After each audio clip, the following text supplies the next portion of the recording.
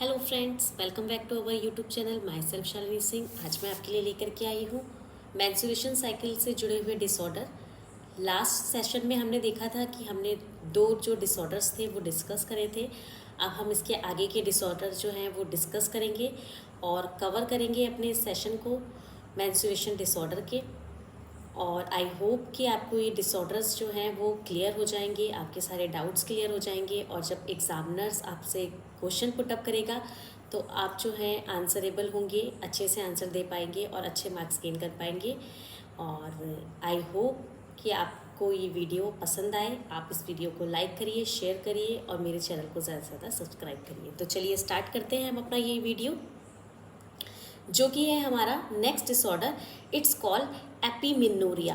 एपीमेनोरिया का मतलब होता है, इसको हम एक दूसरे नाम से भी जानते हैं मेडिकल टर्म में, वो है पॉलीमेनोरिया। पॉलीमेनोरिया का मतलब होता है कि जो हमारा मेंस्ट्रुएशन साइकिल होता है उसकी जो अवधि होती है वो हमारी क्या हो जाती है, कम हो जाती है। यानी कि जो मासिक चक्र की अवधि है वो 28 से 30 दिन से घटकर 21 दिन या इससे कम रह जाती है। तो इसको हम मेडिकल टर्म में बोलते हैं एपीमेनोरिया। फिर मैं रिपीट करती हूँ, जो हमारी एपीमेन्यूरिया की कंडीशन है वो हमारी क्या है, मासिक चक्र की जो अवधि है, हमारी जो ड्यूरेशन ऑफ द पीरियड है हमारा साइकिल का, वो अगर हमारा कम हो जाता है तो उसको हम मेडिकल टर्म में बोलते हैं एपीमेनोरिया। इसके कई कॉजेज हैं, मेनली इसके दो कॉज होते हैं। First one is DUB। DUB की फुल फॉर्म होती है डिसफंक्शनल यूट्राइन ब्लीडिंग। और सेकेंड हमारा होता है PID यानी कि पेल्विक इन्फ्लामेटरी डिजीज। इन दो कारणों से जो है वो एपीमेन्यूरिया की कंडीशन अराइज हो सकती है। इसका ट्रीटमेंट जो है, इसका ट्रीटमेंट करने के लिए हमें अंडरलाइन कॉज जो है वो पता होना चाहिए। अगर हमें अंडरलाइन कॉज पता होगा तभी हम जो है वो एपीमेन्यूरिया की कंडीशन को ट्रीट कर सकते हैं। इसलिए इसके उपचार में अगर आप एग्ज़ाम में आता है तो आप यही लिखेंगे कि अंडरलाइन कॉज ही इसका उपचार है एपीमेनोरिया का। अगर आपको अंडरलाइन जो कॉज है वो पता होगा तो आप बहुत ही इजी वे में जो है वो या तो इसका मेडिकल मैनेजमेंट कर सकते हैं या सर्जिकल मैनेजमेंट कर सकते हैं। नेक्स्ट बढ़ते हैं अपने नेक्स्ट टॉपिक की तरफ, वो है हमारा ओलिगोमेनोरिया। ओलिगोमेनोरिया का मतलब होता है हमारी जो मेंस्ट्रुएशन साइकिल की अवधि है या ड्यूरेशन है, जो पीरियड है मेंस्ट्रुएशन साइकिल का, वो क्या होगा, बढ़ जाएगा। यानी कि मासिक चक्र के मध्य का जो अंतरकाल हमने बताया 28 से 30 दिनों से बढ़कर क्या हो जाएगा, 35 दिन का हो जाएगा। तो उसको हम मेडिकल टर्म में बोलेंगे ओलिगोमेनोरिया। एपीमेनोरिया का मतलब था जो मेंस्ट्रुएशन साइकिल का ड्यूरेशन था वो कम हो रहा था, और ओलिगोमेनोरिया का मतलब क्या है, जो मेंस्ट्रुएशन साइकिल का ड्यूरेशन यानी कि जो अवधि है वो क्या होगी, 35 डेज से बढ़ जाएगी। इसके मेन कॉजेस हमारे क्या क्या है, पीसीओडी इसका मेन कारण है। इसकी वजह से क्या होता है, जो हमारा मेंस्ट्रुएशन साइकिल की अवधि होती है वो 35 डेज से ऊपर चली जाती है।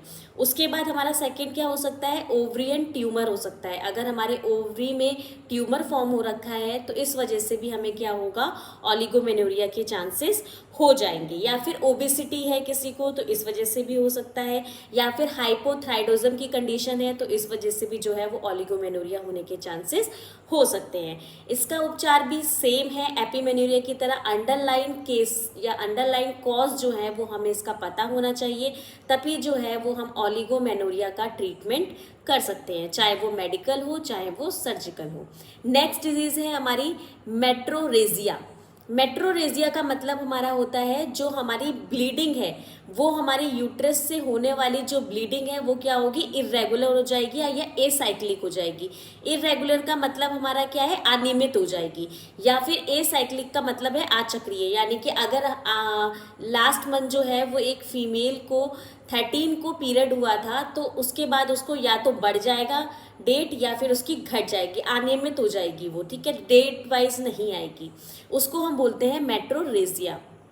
और ये हालांकि क्लिनिकल अभ्यास के दौरान अगर हम देखें तो जननांग में किसी भी भाग में होने वाली अनियमित या अचक्रीय ब्लीडिंग को ही हम क्या बोलते हैं, मेट्रोरेजिया बोलते हैं। अगर एग्जामिनर आपसे पूछता है what is the meaning of metrorrhagia तो आप सिंपल वे में बोल सकते हैं मेंस्ट्रुएशन का इरेगुलर या फिर एसाइक्लिक ब्लीडिंग जो हमारे यूट्रस से हो रही है उसको हम बोलेंगे मेट्रोरेजिया। इसके भी बहुत सारे कारण हैं। फर्स्ट वन DUBD यानी कि डिसफंक्शनल यूट्राइन ब्लीडिंग हो सकती है, सर्वाइकल कार्सिनोमा हो सकता है, यूट्राइन फिब्रॉइड्स हो सकते हैं, पेल्विक इन्फ्लेमेटरी डिजीज हो सकता है, IUD का इंसर्शन हो सकता है यानी कि इंट्रासेप्टिक यूट्राइन डिवाइस हो सकती है, सर्वाइकल कैंसर हो सकता है, या फिर इंट्रा यूट्राइन कॉन्ट्रासेप्टिक आपने यूज़ करे हो तो इस वजह से भी जो है वो मेट्रोरेजिया की कंडीशन अराइज हो सकती है।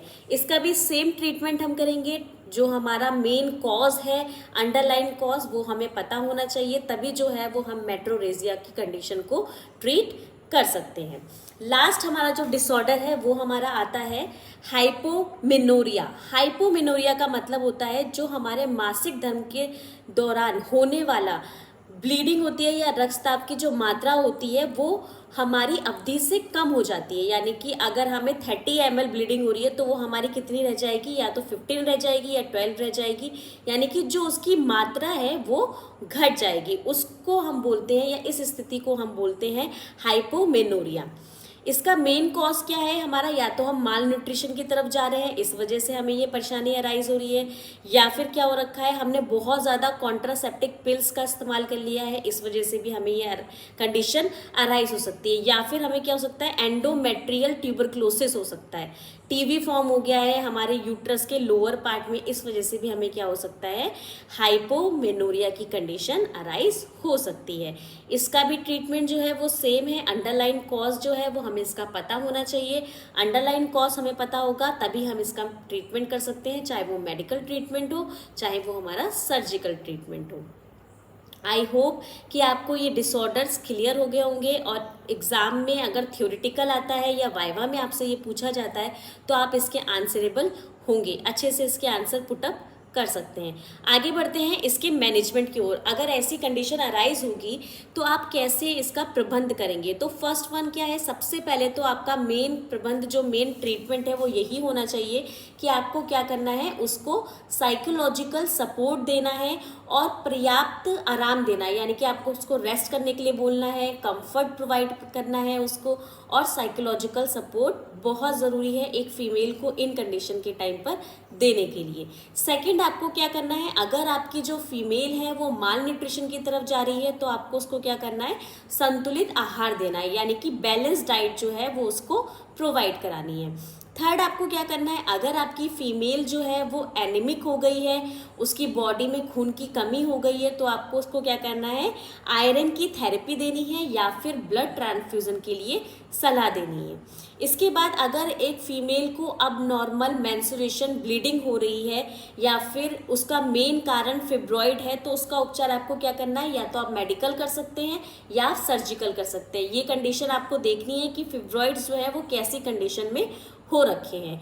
इसके बाद आपको क्या करना है, अगर फिब्रॉइड की कंडीशन बहुत ज़्यादा सीरियस हो रखी है, बहुत ज़्यादा है, तो आपको क्या करना है, 3 सर्जरी होती है हमारी। फर्स्ट वन होती है हमारी मायोमेक्टमी। मायोमेक्टमी का मतलब हमारा क्या होता है कि सर्जिकल प्रोसीजर है जिसमें हम क्या करते हैं, रिमूव करते हैं यूट्रस से फिब्रॉइड्स को, इसको हम बोलते हैं मायोमेक्टमी। याद रखिएगा, एग्जाम में वाइवा के टाइम पे आपसे एग्जामिनर पुटअप कर सकता है मायोमेक्टमी क्या होती है, तो आपको सिंपल वे में कहना है ये एक ऐसा प्रोसीजर है जिसमें हम क्या कर सकते हैं, रिमूव करते हैं यूट्राइन फिब्रॉइड्स को।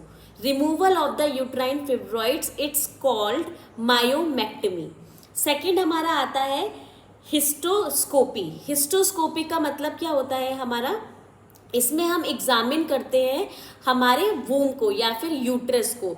It is the procedure to examine the inside of the uterus. Uterus को इनसाइड से हम क्या करते हैं, एग्जामिन करते हैं, और या फिर हम क्या कर सकते हैं, हिस्टेक्टमी कर सकते हैं। लास्ट सेशन में मैंने आपको बताया था what is the meaning of hysterectomy.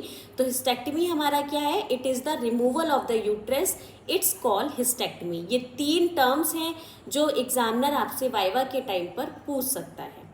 Next, अगर किसी फीमेल को अब नॉर्मल ब्लीडिंग हो रही होगी या फिर मेंस्ट्रुएशन ब्लीडिंग बहुत ज़्यादा उसको हो रही है और इसका मेन कारण है सर्वाइकल कार्सिनोमा, तो हम इसमें क्या कर सकते हैं, उसको कीमोथेरेपी दे सकते हैं या फिर रेडिएशन थेरेपी भी प्रोवाइड कर सकते हैं। इसके बाद अगर उसने बहुत ज़्यादा कंबाइंड ओरल पिल्स ले रखी हैं तो इससे भी उसकी बॉडी क्या होगी, बहुत ज़्यादा प्रभावी होगी, उसकी बॉडी पे बहुत ज़्यादा इफेक्ट पड़ेगा। तो उसको स्टॉप करने के लिए बोलना है और उसको बोलना है कि कॉन्ट्रासेप्टिक पिल्स जो है वो अवॉइड करें।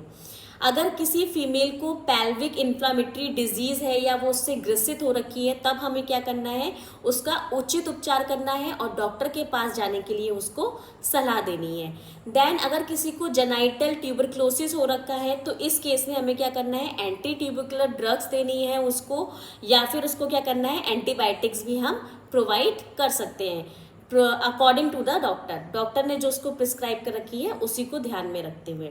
एंड द लास्ट हमारा मैनेजमेंट क्या है, अगर किसी को अबनॉर्मल ब्लीडिंग हो रही है और उसका मेन कारण है IUCD यानी कि इंट्रा यूट्राइन कॉन्ट्रासेप्टिक डिवाइस, जो भी उसको लगी हो, चाहे वो कॉपर टी हो, कुछ भी हो, तो अगर उसकी वजह से उसको अबनॉर्मल ब्लीडिंग हो रही है तो उसको हमें क्या करना है, रिमूव करने के लिए बोलना है कि वो जल्द से जल्द सर्जिकल प्रोसीजर के थ्रू उसको अपनी बॉडी से रिमूव कर दे या बाहर निकाल दे, ताकि उसको क्या हो, अबनॉर्मल ब्लीडिंग से प्रिवेंट हो सके वो।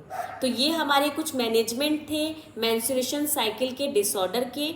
आई होप कि आपको ये डिसऑर्डर्स क्लियर हुए होंगे और मैनेजमेंट आपको उसका अच्छे से समझ में आया होगा और आप इसे बहुत ही इजी वे में जो है वो अपने थ्योरेटिकल में लिख पाएंगे और एग्जाम में अगर वाइवा आपसे पूछा जाता है, क्वेश्चन पुटअप होता है इनमें से कुछ भी, तो आप उसको आंसर करने के लिए कैपेबल होंगे। आज के की पॉइंट्स आपके लिए हैं, मोस्ट इम्पॉर्टेंट है स्टूडेंट्स, प्लीज़ ध्यान से देखिएगा, स्पेशली फॉर GNM स्टूडेंट्स की आपके OBG और गायनी के लिए वाइवा के टाइम पे एग्जामिनर इसमें से क्वेश्चन ज़रूर पुटअप करता है। First one is cervical carcinoma. Cervical carcinoma क्या होता है हमारा, ये एक मैलिग्नेंट ट्यूमर है जो कहाँ होता है, सर्विक्स में होता है। और ये कौन सी जगह पे फाउंड हो सकता है, ये हमारे लोअर ऑफ द यूट्रस में आपको मिलेगा। A malignant tumour of the cervix they found lower part of the uterus, इसको हम बोलेंगे सर्वाइकल कार्सिनोमा। सेकेंड हमारा आता है सर्वाइकल एंडोमेट्रियोसिस। सर्वाइकल एंडोमेट्रियोसिस का मतलब है यूट्रस के अंदर पाए जाने वाले टिश्यूज जो है वो यूट्रस के बाहर ग्रोथ करने लगते हैं, ठीक, इसको हम बोलते हैं cervical endometriosis. Then third one is uterine fibroids. मैंने लास्ट टाइम में भी आपको बताया ये क्या है, हमारा नॉन कैंसरियस सेल ग्रोथ है जो कहाँ पे है, यूट्रस में प्रेजेंट हो रही है, उसको हम बोलेंगे यूट्राइन फिब्रॉइड्स। और last most important, atopic pregnancy. Atopic pregnancy क्या होती है, ये एक ऐसी प्रेगनेंसी है जो हमारे फर्टिलाइज्ड एग होते हैं वो हमारे यूट्रस के बाहर कहीं पे भी क्या होते हैं, इम्प्लांट हो जाते हैं। A pregnancy in which the fertilised egg implants outside of the uterus, हमारे यूट्रस से छोड़कर उसके बाहर के किसी भी हिस्से में फर्टिलाइज एग का इम्प्लांट हो जाना एटॉपिक प्रेगनेंसी कहलाता है। मोस्ट इम्पॉर्टेंट टॉपिक है, हम आगे इस टॉपिक को कवर करेंगे। ये अभी आपके लिए एक की पॉइंट है कि अगर आपसे कोई एटॉपिक प्रेगनेंसी पूछता है तो आपको पता होना चाहिए यूट्रस के बाहर कहीं पे भी हमारा जो एग है, फर्टिलाइज एग, उसका इम्प्लांट हो जाना एटॉपिक प्रेगनेंसी कहलाता है। Cervical carcinoma, cervical endometriosis, uterine fibroids and the last one is ectopic pregnancy. ये 4 की पॉइंट्स हैं हमारे, या कीवर्ड्स हैं जो वाइवा के टाइम पर आपसे क्वेश्चन में पुटअप किए जा सकते हैं। आई होप कि आपको ये क्लियर हुआ होगा, आपको मेरी ये वीडियो पसंद आएगी और आप इसे ज़्यादा से ज़्यादा लाइक करेंगे, शेयर करेंगे और सब्सक्राइब करेंगे। Thank you students.